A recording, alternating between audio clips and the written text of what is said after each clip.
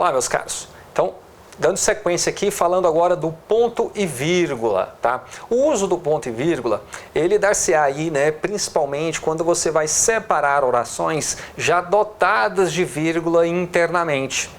Tá? Então, isso irá conferir maior clareza ali ao seu enunciado e também quando você quer dar ênfase a alguma ideia que está expressa ali nestas orações dentro de um período. Então, vejam só, né? Neste caso aqui, separando, né, utilizando o ponto e vírgula para separar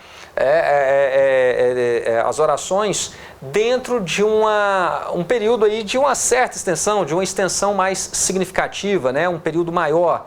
Tá? Então vejam só, se um homem peca nos maus passos, paguem os pés. Vejam só, eu tenho a vírgula já internamente, mas as ideias continuam, tá, relacionadas a este homem. Então vejam só, se peca nas más obras, paguem as mãos.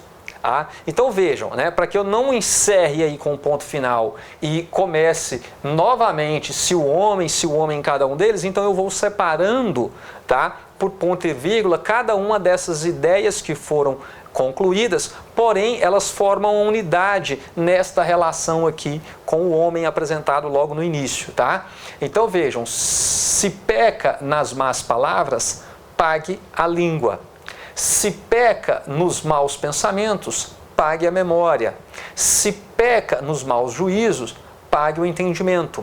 Se peca nos maus desejos e nos maus afetos, pague a vontade. Está aí esse fragmento aí do Padre Vieira para ilustrar o uso do ponto e vírgula, beleza? Então pode ser também com o objetivo de trazer a ênfase, né? Quando você tem aí a separação de períodos que estão coordenados, tá? Observem bem, sem virtude perece a democracia. O que mantém o governo despótico é o medo. Então veja aí, né? Nós temos aí períodos coordenados e essa separação ela é feita pelo ponto e vírgula porque eu tenho aqui, logo no início, essa primeira oração já dotada de vírgula internamente. E, neste caso, a utilização do ponto e vírgula irá conferir maior clareza, tá? E um outro ponto que eu tenho que falar com vocês, mas eu tenho certeza que vocês já dominam, tá? Tem clareza sobre isso, é quando você utiliza o ponto e vírgula para separar itens que estão ali sendo apresentados numa lei, num regulamento, num decreto, numa portaria, tá? Num documento desse tipo. Então você está fazendo ali uma espécie de enumeração, né, de listagem, e então você irá separar esses itens por ponto e vírgula, porque isso também irá conferir uma maior importância, né, um destaque a cada um desses itens. Então vejam só, artigo 214, né, a lei, e observe que eu, aproveitando aqui, já um gancho, né, para o momento nós vamos falar sobre o uso dos colchetes, observe, a lei, quando eu utilizo aqui os colchetes com as reticências, eu estou indicando que uma parte desse texto foi suprimida.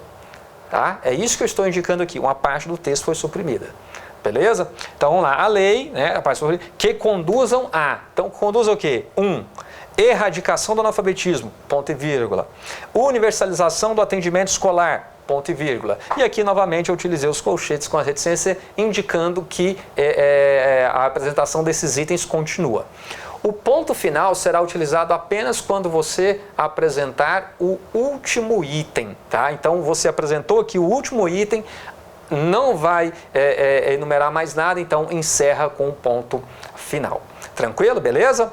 Bom, na sequência agora nós vamos falar sobre a utilização dos dois pontos. Olá, meus caros, então agora vamos falar sobre a utilização dos dois pontos. Olha só, esse é um tópico também bastante simples. Eu tenho certeza que através das leituras aí no dia a dia, você já assimilou muito da utilização dos dois pontos. Então vamos aqui apenas esclarecer mais alguns aspectos aí que talvez possa ainda gerar alguma dúvida, tá? Bom, vamos lá. Quando é que você utiliza então dois pontos? Eu separei aqui as 4 situações em que você irá utilizar então os dois pontos. Primeiro, antes de fazer uma citação. O que é uma citação? É quando em um texto você vai recuperar ali a fala de alguém, você vai introduzir a fala de alguém, ou seja, não é uma fala sua, é a fala de um terceiro que você trará para o texto. ao introduzir essa fala, né, ao apresentar essa citação, você tem que fazer ali a utilização dos dois pontos para indicar que a partir daquele momento você tem a fala de uma terceira pessoa, né? Não é você, mas a outra pessoa que está falando dentro do seu texto. E já chama a atenção, além da utilização dos dois pontos, a fala dessa outra pessoa deverá vir também marcada pelas aspas, tá? Então as aspas também servirá para indicar que ali está sendo recuperada a fala de outra pessoa e não a fala do autor do texto em si. Então vamos lá, olha só. Rui Barbosa afirmou, dois pontos. Tá? E aqui observe bem que vem exatamente, tá? Faltou aqui, ó, detalhe. Né? Então faltou encerrar aqui, né, com as aspas. E o ponto final aqui, no caso, após as aspas, por quê? Porque está marcando apenas o trecho, apenas o período que é a fala exata do Rui Barbosa. Então, Rui Barbosa afirmou, dois pontos, abre aspas. Esta minha, a que chamam prolixidade, bem fora estaria de merecer os desprezílios que nesse vocábulo me torcem o nariz. Beleza? Tranquilo? Então aqui nós temos o chamado discurso direto. O que é esse discurso direto?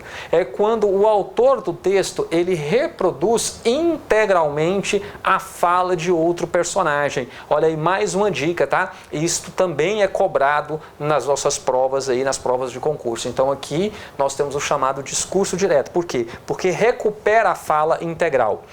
Nós temos o outro discurso, que é o chamado discurso indireto, que é quando você retoma a ideia de outra pessoa, né, apresenta essa ideia no seu texto, porém sem reproduzir exatamente o que o outro disse, tá? Você reproduz apenas a ideia, mas com as suas próprias palavras.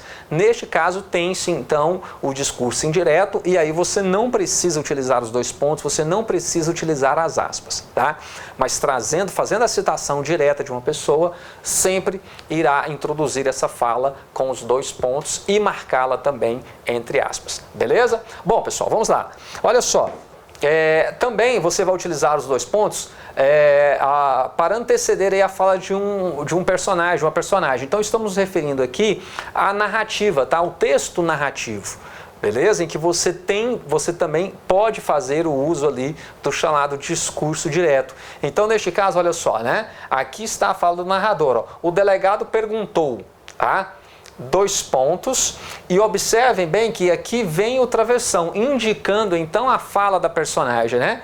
O delegado perguntou, dois pontos, travessão, qual a causa verdadeira do motim? Né? Aí vem novamente o narrador, ó. O homem respondeu, dois pontos, e aí introduz-se a fala então do homem. Perfeito? Tranquilo aí? Então, num texto narrativo, para introduzir a fala da personagem, você também deverá utilizar aí os dois pontos. Só que diferente aqui da citação, né, neste caso aqui, a fala da personagem, lá no texto narrativo, ela deve vir introduzida pelo travessão. Beleza? Bom, outro ponto aqui, né, que você vai utilizar, então, os dois pontos. Quando você vai indicar uma enumeração, por exemplo, fui à feira e comprei, dois pontos. Maçã, banana, melão, melancia. Então, observe que estou fazendo o quê? Uma enumeração. Olha só, ameaças à vida na Terra, aquecimento global, biodiversidade, água, petróleo. Aqui, né, mais uma vírgula, lixo. Beleza? Então, aí estão as ameaças à vida na Terra, né? Claro que não é a biodiversidade uma ameaça, mas sim justamente o que é uma ameaça à vida na Terra, né? A destruição da biodiversidade. É claro que não é a água que é uma ameaça à vida na Terra, mas sim o que? O uso irresponsável desse importante recurso para a nossa vida, né? A poluição dos nossos rios, nossos mananciais, dos nossos aquíferos, né? Então, a utilização de forma predatória desses recursos, beleza? Então, só para esclarecer isso daí, tá? Então, fazendo uma enumeração, nós temos aí também a utilização dos dois pontos para marcar o início desta enumeração. E, por fim, você também vai utilizar aí os dois pontos quando você precisa, tá, esclarecer ou concluir algo que já foi apresentado, já foi explicado anteriormente. Então, nessas situações, você também deverá fazer o uso dos dois pontos. Observe aqui os exemplos, né?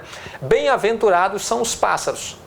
Olha só, e por que são bem-aventurados os pássaros, né? Dois pontos. Você vai esclarecer agora, né? Você vai explicar aí o porquê eles são bem-aventurados. Eles são bem-aventurados por quê? Porque não pensam em liberdade, porque voam nela sem idade. Tá certo? Então, você está esclarecendo por que eles são bem-aventurados. Então, para introduzir esse esclarecimento, esta explicação, você fará uso também dos dois pontos. Tá? E o outro exemplo aqui, olha só, né? Para concluir algo, ó. Devassaram-lhe o domínio palmo a palmo, desentulhando valos, esmiuçando grotas. Dois pontos, nada. Ou seja, né, fizeram tudo isso e não encontraram nada, absolutamente nada, tá? Então está concluindo aí uma ideia. Então essas são as situações em que você fará o uso aí dos dois pontos, tá? Espero que isso tenha ficado claro. Não é um assunto assim muito cobrado nas provas, mas também aparece, e esses usos aí eu tenho certeza que você já domina, tá? Eu vou só apagar aqui o quadro e na sequência nós já vamos falar aqui da utilização das reticências. Muito bem, meus caros, dando sequência aqui agora, falando então das reticências ou pontos de reticência, né? Que indicam ali a supressão de um trecho, né? Num período, né? Então, sempre que você precisar fazer essa supressão de uma parte de um texto, você vai fazer o uso das reticências, mas não só para isso. Tá? As reticências podem indicar aí também outras situações. Então, venha comigo para que você possa esclarecer definitivamente as situações em que você fará o uso das reticências e o significado que ela assumirá ali naquele seu texto. Então, veja só. Primeiro, indicar a supressão de um trecho no texto. Você quer simplesmente suprimir, então você vai utilizar as reticências para trazer isso. Lembre-se do que eu falei lá na primeira aula, né? Os sinais de pontuação, nós temos os chamados sinais de entonação, eles tentam reproduzir ali no texto escrito as pausas, a entonação que nós temos na linguagem oral. Então aqui nós temos um exemplo, né? Ela estava, e aí as reticências vão indicar justamente o que é a interrupção, né? Numa sequência, numa fala, e aí vai, não posso dizer isso. Tá? Então as reticências indicam que teria algo ali a ser dito, mas isso está sendo suprimido. Outro uso que nós temos aqui também é para indicar a supressão, tá, de um trecho em uma citação. Então o que é a citação? Lembra do que eu falei lá atrás, né, no bloco anterior? Então olha só, a citação é quando você recupera a fala de outra pessoa. Neste caso aqui, como é que eu sei que se trata de uma citação? Observe que o trecho está entre aspas, né?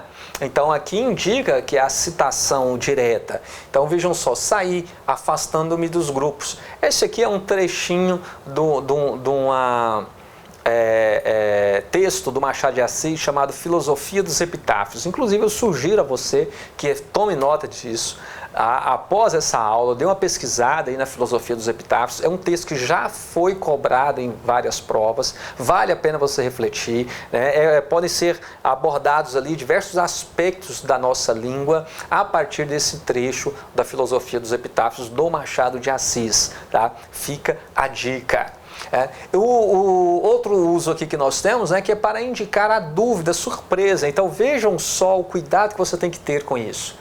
Tá? Não é só uma supressão, né, mas também de um trecho, mas também pode indicar ali a dúvida, a surpresa, a hesitação diante de alguma situação.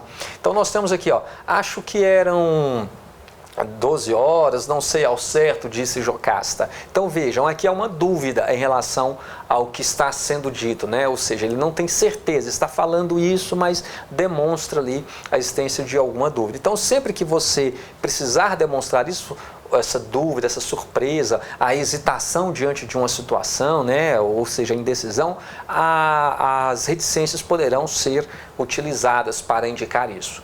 Certinho? Beleza? Então vejam que há uma diferença aí no uso. Não é uma mera, aqui não é uma mera supressão de parte do texto, mas indicar ali essa incerteza quanto a alguma coisa, né? E para fechar, você também pode utilizar as reticências ou pontos de reticências para indicar, né, deixar ali subentendido algo ao final da frase. Tá? Então vejam só, né? Quem vencerá a partida? Ora, nosso time é o melhor. O jogo será em nosso campo. Os adversários estão no seu menor prestígio. Portanto, reticências. Ou seja, essas reticências aí já deixam subentendido qual é a resposta à pergunta, né? Então, quem será o vencedor, né? Então, obviamente que é o time aqui de quem está falando, é o que nós podemos entender, é o que ele está deixando subentendido aí para nós. Então, estes são os usos que nós podemos fazer aí das reticências. Então, fique atento, isso cai em prova, cai muito. Tá? Cai muito o porquê da utilização das reticências em determinados contextos, certinho? Bom, pessoal, vou só apagar o quadro aqui e na sequência nós já vamos falar então sobre a utilização das aspas, tá? Então, venha comigo. Muito bem, meus caros, olha só, dando sequência aqui então falando da utilização das aspas. Meus queridos, vou destacar aqui com vocês as situações em que você deverá fazer o uso das aspas, tá? E que assim você poderá também explorar ali, de repente, isso em alguma questão objetiva. Mas vamos lá, olha só. Primeiro, destacar termos estrangeiros, gírias, neologismos, palavras que estejam empregadas ali em um sentido figurado, tá? Então vejam só, médica testa terapia fotodinâmica no combate aos culotes e aos incômodos pneuzinhos. Observe aqui que a palavra pneuzinhos, então ela veio grafada entre aspas.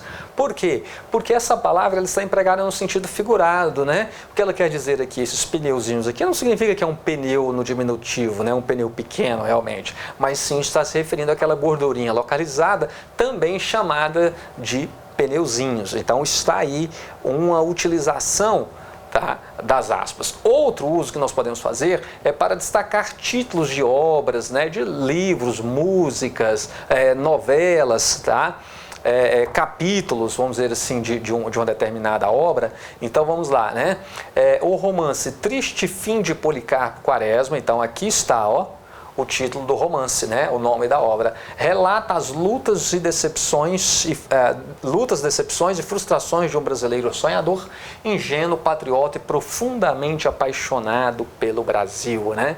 Essa belíssima obra, essa grande obra do Afonso Henrique Lima Barreto, né? Do grande Lima Barreto, um dos maiores nomes da literatura brasileira.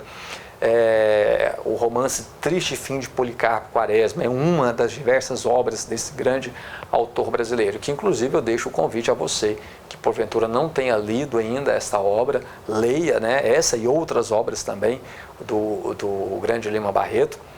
Eu sou suspeito até para falar, já que me debruço sobre a obra de Lima Barreto já há vários e vários anos, né? Desde a graduação, no meu trabalho de conclusão de curso, trabalhei com a obra de Lima Barreto, depois na pós-graduação, retornei novamente à obra de Lima Barreto e sempre descubro coisas novas ali, todas as vezes que me debruço, né, sobre as grandes obras, as grandes composições aí do Lima Barreto. E sem sombra de dúvidas, Triste Fim de Policarpo Quaresma é o maior romance desse autor, que inclusive também virou filme, né, uma obra traduzida aí em mais de 50 idiomas, o mundo inteiro já leu e continua lendo a obra de Lima Barreto. Bom, feito aqui a propaganda, feito aqui o merchan, né, tá aí o convite para que você que não conhece, possa também conhecer essa obra do Lima Barreto. Continuando aqui, você pode também utilizar as aspas para indicar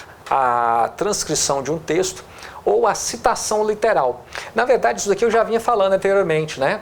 Quando nós trabalhamos lá a questão da utilização dos dois pontos e tal, para uma citação, eu já havia introduzido isso para vocês. E aqui eu reforço então. Tá? No caso, o trecho que eu destaquei aqui para vocês, nós temos como exemplo uma citação literal, né? A frase "é um pequeno passo para o homem, mas um grande salto para a humanidade" foi usada pelo astronauta Neil Armstrong quando, em 1969, ele se tornou o primeiro ser humano a pisar na Lua. Vejam bem que aqui, então, está reproduzida integralmente, foi feita uma citação literal aqui da fala do astronauta em 1969. E você deverá também utilizar essas aspas quando você recuperar, então, você trouxer, por exemplo, para o seu texto, né, ou fragmente uma outra obra. Por exemplo, você está compondo ali um texto, uma redação, e você faz uma citação de um trecho ali, de um parágrafo, de um artigo da Constituição, do Código Penal.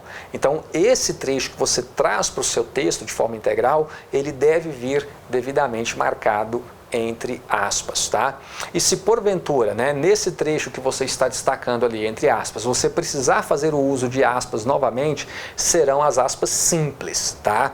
Então você utiliza as aspas simples, né, no interior de um período que já está marcado pelas aspas. Eu quero aproveitar nesse trecho aqui e até fazer uma observação, tá? Sobre a utilização da vírgula, né? Vamos aproveitar e explorar mais um pouquinho aqui. Observem bem que neste caso, Neil Armstrong, quando em 1979, observe que aqui eu tenho uma expressão adverbial, não é? Eu tenho uma expressão adverbial aqui, né? Um advérbio de tempo aqui. Beleza? E por que ele está entre vírgulas? Porque ele está deslocado da ordem direta e da oração. Beleza? Então, sempre que essas expressões adverbiais elas não estão na chamada ordem direta, elas devem vir isoladas por vírgula, reforçando isso daí, que nós já vimos anteriormente. Tá? Bom, meus caros, na sequência eu vou só apagar tudo que está aqui para adiantar o nosso lado e na sequência já vamos falar sobre a utilização do travessão. Beleza? Venha comigo. Bom, muito bem, meus caros. Vamos lá? Dando sequência, então, agora vamos falar sobre o uso do travessão. Preste atenção. Então uma particularidade, né? Em algumas situações você poderá utilizar o travessão em substituição a vírgula ou parênteses, tá? Vamos analisar isso daqui. Mas venha comigo. Antes, tratando aqui, nós já havíamos falado do uso do travessão para introduzir a fala do personagem, de uma pessoa, né? Num texto narrativo, ou você está fazendo uma transcrição ali, de uma entrevista, um depoimento, alguma coisa assim. Então, para introduzir a fala de uma pessoa, também você utiliza o travessão. Então, vejam só, indagado pela comissão de inquérito sobre a procedência de suas declarações, o funcionário respondeu: nada tenho a declarar a respeito. Veja só, então, 2 pontos, né? Respondeu, marcando ali o início da fala, e na sequência, para marcar essa fala, então, da pessoa, da personagem, sempre faremos o uso aí do travessão. Aqui trata-se do chamado discurso direto, tá? Lembrando que naquele chamado discurso indireto livre, essas marcações, elas desaparecem, beleza? Bom, vamos lá. Outro uso aqui, então, né? Separar as palavras, expressões ou frases explicativas, tá, meus caros? Explicativas, neste caso, sendo utilizado aí em substituição a vírgula ou parênteses. Então vejam só, o controle inflacionário, meta prioritária do governo, será ainda mais rigoroso. Então vejam só, tá? A oração principal é essa daqui, ó, o controle inflacionário será ainda mais rigoroso. E nós temos aí então, né, uma expressão intercalada, né? Meta prioritária do governo. Essa expressão intercalada, observem bem, o autor entendeu por bem trazer essa informação para o leitor. Tá? Por isso que ela veio aí devidamente isolada pelo travessão, mas poderia também vir isolada por vírgulas ou isolada por parênteses. Essas 3 formas estariam corretas, eu poderia substituir aqui. Tá? Qual é a dica? Quando você tem, né, uma expressão aqui intercalada que seja dotada de vírgula internamente, então essa expressão ela deverá vir entre parênteses ou travessões, certo? Entre parênteses ou travessões, se ela for dotada de vírgula internamente. Não sendo, né, dotada de vírgula internamente, aí você poderá utilizar tanto as vírgulas para fazer essa marcação, como também parênteses ou travessões. As 3 formas estarão corretas. Então, mais uma vez, eu chamo a atenção para aquelas questões que abordam, né, a reescrita de períodos. Tá? E se por acaso a banca trouxer uma reescrita em que ela simplesmente promover essa alteração, de vírgula para parênteses ou travessões, né, estamos aí corretos quanto a isso, beleza? E por fim também para separar orações intercaladas. Essa separação de orações intercaladas ali, você insere uma oração num determinado período, essa marcação poderá ser feita aí pelos travessões, olha só. Toshiro era um japonesinho tímido, estudioso e comilão, vítima preferida das brincadeiras dos outros estudantes da República. Mas veja só, né, que há aqui a inserção de uma outra oração, né, uma indagação, né, onde estará ele hoje? Observe bem, né? O objetivo principal é trazer essa informação, mas aí no meio surge essa indagação, onde estará ele hoje? Então, esta oração está aqui devidamente marcada pelo travessão. Poderia ser também substituída aí por vírgulas, tá certo? Beleza? Então, se liga aqui, vou só apagar o nosso quadro e já vamos falar aqui justamente sobre a utilização de parênteses. Venha comigo. Muito bem, meus caros. Então, agora vamos falar da utilização dos parênteses. Fique ligado, observando que há aquelas situações em que você poderá utilizar parênteses em substituição aí a vírgula ou travessões. Fiquem ligados nisso. Na lista de exercícios, inclusive, que eu vou deixar aí para vocês, vou resolver alguns com vocês, né? Nós temos essas questões aí exploradas também nas provas de concurso, tá? Mas vamos lá. Primeiro, você vai utilizar os parênteses para introduzir indicações bibliográficas. Você vai produzir, por exemplo, lá um texto acadêmico, você faz uma citação e você precisa trazer essa referência bibliográfica para o seu texto. Então, a maneira correta é, entre parênteses, né, você fazer essa citação. Para isso, você tem que ficar muito atento, né? No trabalho acadêmico, você tem normas a serem seguidas, as chamadas o padrão ABNT, né? Você tem que seguir esse padrão da Associação Brasileira de Normas Técnicas para trabalhos acadêmicos, tá? Você tem ali uma norma estabelecida pela ABNT, mas dependendo da instituição existem algumas adequações e aí você tem que seguir aquilo que está especificado no manual para a sua instituição. De repente, nós temos lá no manual de redação da Presidência da República, você tem a maneira correta de você fazer essa indicação bibliográfica, né, de acordo com o que é exigido lá, manual das academias, das universidades, né, mas todos eles seguem basicamente esse manual estabelecido aí pela ABNT, Associação Brasileira de Normas Técnicas, no que diz respeito aos trabalhos acadêmicos, tá? Então isso daqui não é algo aleatório, não, cada um faz do jeito que quer, não. É tudo estabelecido já em normas. Outro uso que você tem também é para intercalar ideia ou indicação acessória no texto, tá? Então você tem uma informação acessória no texto, uma ideia extra, que não às vezes não é algo essencial para que você entenda, mas você quer trazer isso para o texto e ele pode então ser marcado por parênteses. E neste caso pode ser substituído aí por vírgulas, por travessões. Fiquem atentos a essa questão, tá? Aqui, neste próxima situação, só falar aqui, né? Então, o Estado de Direito, Constituição Federal, artigo 1º, então observe bem, né? Está fazendo uma indicação aqui de onde é que está previsto esse chamado Estado de Direito. Tá? Poderia vir, por exemplo, entre travessões. Perfeito? Uma boa, tranquilo aqui, tá? Ou entre vírgulas também. Outra aqui, isolar orações subordinadas, reduzidas ou intercaladas. Eu coloquei esse exemplo aqui para chamar a atenção de vocês um detalhe. Olha só, o homem saiu da tabacaria. Abriu parênteses, né? Metendo troco na algibeira das calças. Olha aí, fez uma pergunta, tá? Metendo troco na algibeira das calças. Então, fechou o parênteses, encerrou. O que acontece? Aqui, se esses parênteses forem substituídos por travessões, o que nós temos, né? Na verdade, não seria por travessões, seria por um travessão. Por quê? Observe que já encerra o período. Então, os parênteses você tem a obrigação, abriu, fechou, mas se for o travessão, não, você colocaria aqui o travessão, encerraria com um ponto de interrogação, acabou, tá? Você não teria o travessão para fechar, você não teria a vírgula para fechar nessa situação, beleza? Agora, o parênteses não. Você abriu, você fecha, mesmo que seja no final, mesmo que ele esteja ali no final da oração, no final do período, tá? Mas se for o travessão ou se for a vírgula, você não precisa colocar lá vírgula e ponto final, né? Ou travessão e ponto final. Neste caso, não.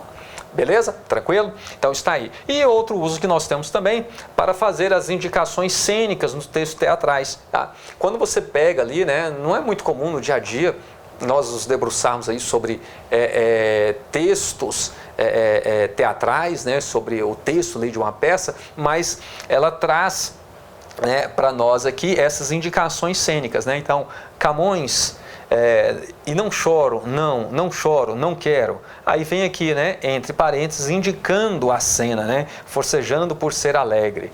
Tá? Então vejam só, ela vai trazer isso daí. Ou também naqueles textos, é muito comum você estar de repente, às vezes até assistindo a TV, mostra lá a transcrição da fala de alguém, e se naquela pessoa ela fala ali algo que não está de acordo com a nossa gramática normativa, né? Aí vem um SIC ali também entre parênteses, né? Indicando que está sendo reproduzida integralmente a fala da pessoa, então por isso que apresenta aquele erro ali, beleza? Então esse SIC aí, ele vem entre parênteses, esse advérbio ele vem aí entre parênteses para indicar que aquela transcrição ela foi feita exatamente da forma como a pessoa falou, como a pessoa escreveu, certinho? Beleza? Bom, agora vamos só falar aqui, né, para fecharmos, do ponto de interrogação e também do uso dos colchetes. É só o tempo aqui de apagar e já vamos finalizar esse tópico de pontuação com vocês. Muito bem, meus caros. Bom, vamos lá, olha só. O ponto de interrogação, né? O ponto de interrogação, ele marca, né, ali o tom de voz que ele se eleva quando você vai fazer a chamada interrogação direta, né? Tudo bem com você? Né? Onde você esteve essa noite? Então, quando você faz essa interrogação direta, né? Você está estudando corretamente? Né? Você está levando a sério os seus estudos? Então, neste caso, você tem aí a chamada interrogação direta. E ela pode ou não exigir uma resposta. Sim, observe bem, né? Cabo Maneco, não há novidade? Não há novidade, tenente. Tá? Então, aqui nós temos uma resposta. Porém, olha só, por que vens noite? Né? Neste caso aqui, esse questionamento, né, ele não espera uma resposta, né, porque a noite não vai respondê-lo, né, que seja aí de uma forma denotativa, né, real. Agora vamos só relembrar aqui algumas questões, né? Por que esse período está entre aspas? Porque aqui é a citação de um trecho da obra do Menotti del Pitta, tá? Então por isso que está aqui devidamente entre aspas. O detalhe, o porquê do uso aqui da vírgula, né? Está isolando o chamado vocativo, isso mesmo, você acertou, né? E por que o uso do travessão? O uso da travessão porque nós temos aqui a fala de personagens, não é isso? Muito bem, então você já está afiado aqui quanto ao emprego de sinais de pontuação. E as reticências? As reticências indicam aqui, né, que o texto possui aí uma sequência, né, que foi suprimida, não está presente aqui, já que o propósito é apenas demonstrar para vocês a utilização do sinal de pontuação, aí o ponto de interrogação, tá? Bom, meus caros, vamos lá. O outro uso que nós temos do ponto de interrogação, né, no caso na interrogação direta, né, dispensa-se o uso do ponto, tá? A interrogação direta é aquela em que não fica, né, a pergunta direta para o seu interlocutor. Então vamos lá, olha só, estou tentando me lembrar de onde estacionei o carro. Observe que isso aqui é uma pergunta indireta, na verdade lança-se essa pergunta, porém não está esperando uma resposta, tá? Não há pretensão aqui de obter uma resposta. Ela pode vir ou não. E temos também a curiosidade que é o seguinte, o ponto de interrogação ele pode vir acompanhado também do ponto de exclamação. Sim, alguém pode falar, mas Moacir, ponto de interrogação, o que tem a ver? Olha só, tem tudo a ver quando você vai fazer uma pergunta que demonstra ali uma surpresa, uma admiração, tá? Uma situação que realmente chame a atenção ali. Então você vai fazer o uso seguido, né? Ponto de interrogação, exclamação. Como por exemplo, você já viu tanto dinheiro, mulher?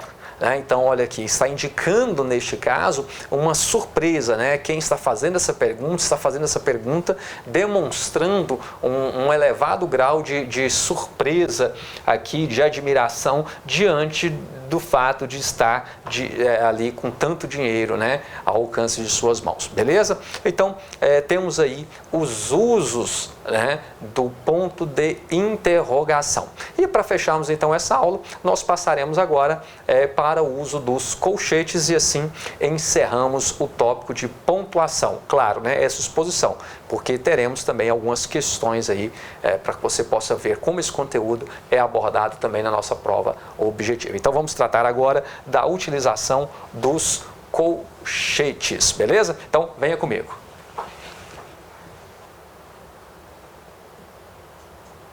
Muito bem, meus caros. Bom, vamos lá. Para fecharmos então esse bloco aqui, né, trazendo todos os sinais de pontuação, nós vamos falar agora da utilização dos colchetes. Tá? Não é comum aparecer isso nas nossas provas, mas enfim, temos que passar por todo o conteúdo programático, então vamos lá. Olha só, primeiro, fazer rigorosas transcrições fonéticas, isso é muito comum lá no dicionário. Ele vai indicar a correta pronúncia de um vocábulo, né, de uma palavra, de uma vogal. Então você tem aqui a indicação entre colchetes, tá? Então indicando que a pronúncia desse som aqui, né, desse E é um E fechado, tá? E não uma pronúncia aberta, beleza? Também nós temos a utilização dos colchetes para intercalar palavras ou símbolos que não pertencem originalmente ao texto. Então você vai intercalar algo ali que não pertence ao texto original, isso deverá também ser feito entre colchetes. Por exemplo, aqui nós temos um texto que seria um texto escrito num outro idioma, né? E à frente temos entre colchetes a tradução. Observem que a tradução ela nunca pertence ao texto original, né? É algo que é feito depois pelo tradutor. Então aqui você tem essa inserção dessa tradução feita então entre os colchetes, tá? Outro uso que nós temos aí para inserir comentários ou alguma informação em um texto que já foi publicado anteriormente, tá? Então veja só, aqui no caso nós temos, né, Machado de Assis escreveu muitas cartas a Silva de Narchi. E aí, entre colchetes, nós temos a informação, né? Pseudônimo do Visconde de Taunay, autor de Inocêncio. Inocêncio é um clássico da literatura brasileira. Com certeza você teve a oportunidade de ler essa obra aí no seu ensino fundamental, no ensino médio, né? Leitura obrigatória para vestibular, para Enem. Tá? Então, no ensino médio faz parte da nossa leitura. Então, vejam só, temos aqui, né, a inserção de uma observação num texto já publicado. Tá? E, para fecharmos essa parte, temos também a utilização dos colchetes para indicar a omissão de partes, né, na transcrição ali de um texto. Nós já havíamos falado disso anteriormente. Então, nesse caso, olha só, homem de 60 anos feitos. E aí, na sequência, nós temos o quê? Colchetes, reticências, né? Observe bem, então está indicando que aqui, a partir desse ponto, uma parte do texto foi aí suprimida, né? E segue adiante, né? Corpo antes cheio que magro. Então, vamos lá. Deixar isso bem claro. Aqui indica, então, que uma parte do texto, né, foi extraída e suprimida porque o autor simplesmente não achou importante trazê-la para o seu leitor. Então, ele suprimiu ali, ao fazer essa transcrição, suprimiu esse fragmento. Então, isso é muito comum. Fiquem atentos também ao uso disso daí, né, desses colchetes com as reticências, também ali naqueles trabalhos acadêmicos. É muito comum nós fazermos o uso aí desse sinal de pontuação quando estamos redigindo trabalhos acadêmicos que devem seguir as normas ali da chamada ABNT, Associação Brasileira de Normas Técnicas para Trabalhos Acadêmicos. Muito bem, meus caros, qual é a observação que eu quero fazer com vocês? Mais uma vez, olha só, fiquem atentos durante a leitura, tá? Então questionem-se acerca dos sinais de pontuação utilizados pelo autor do texto que você está lendo. Por que utilizou a vírgula? Por que utilizou dois pontos? Por que utilizou travessão? Por que parênteses? Poderia substituir parênteses por vírgula? Poderia substituir parênteses por travessões? Então questione-se sobre isso também no seu processo de leitura. Resolva questões, pratique. A minha preocupação maior não é nem tanto nas questões objetivas, mas principalmente lá na sua prova discursiva, para que você possa produzir um bom texto e não comprometa o sentido do seu enunciado por simplesmente fazer um uso equivocado dos sinais de pontuação.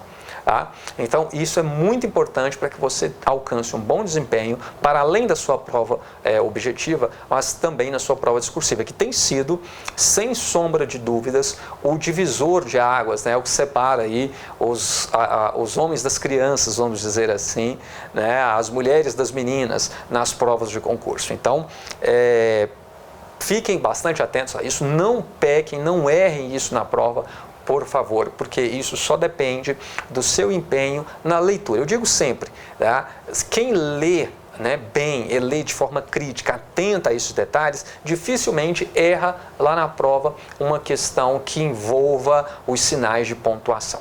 Tudo bem? Bom, eu vou deixar aí para vocês também um bloco de resolução de questões e uma lista. A lista é bem mais extensa, tem mais questões para que você possa praticar, tá? Esse tópico. Eu quero que você pratique bastante, mesmo busque outras listas também, sempre que você puder praticar, isso será muito válido, porque cai, tá? As bancas de maneira geral cobram mesmo nos concursos vestibulares o correto uso dos sinais de pontuação, seja em questões objetivas e principalmente isso será avaliado lá na sua prova discursiva.